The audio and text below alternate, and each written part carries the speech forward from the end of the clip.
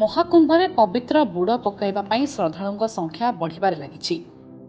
Report ଅନୁସାରେ 13 ଜାନୁଆରୀରୁ ଏପର୍ଯ୍ୟନ୍ତ 62 କୋଟିରୁ ଅଧିକ ଶ୍ରଦ୍ଧାଳୁ ବୁଡ଼ ପକାଇ ସାରିଛନ୍ତି। ପ୍ରତ୍ୟେକ ଦିନ ଶ୍ରଦ୍ଧାଳୁଙ୍କ ବହୁ ସଂଖ୍ୟାରେ ଭିଡ଼ ଥାଇ ମଧ୍ୟ ସଙ୍ଗମସ୍ଥଳ ସଫାସୁତୁରା ଏବଂ ଅନ୍ୟ ବ୍ୟବସ୍ଥା ଆରମ୍ଭରୁ ଶେଷ ପର୍ଯ୍ୟନ୍ତ ଖୁବ୍ ଭଲରେ ବଜାୟ ରହିଛି। ପିଏମ୍ ମୋଦି ମଧ୍ୟ ମହାକୁମ୍ଭରେ ସଫାସୁତୁରା କରୁଥିବା କର୍ମଚାରୀଙ୍କୁ ଖୁବ୍ ପ୍ରଶଂସା କରିଛନ୍ତି।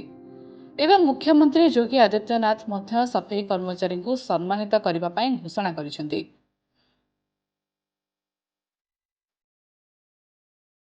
ପ୍ରୟାଗରାଜ କୁମ୍ଭମେଳା ଶେଷ ହେବାକୁ ଆଉ ମାତ୍ର 4 ଦିନ ବାକି ଅଛି।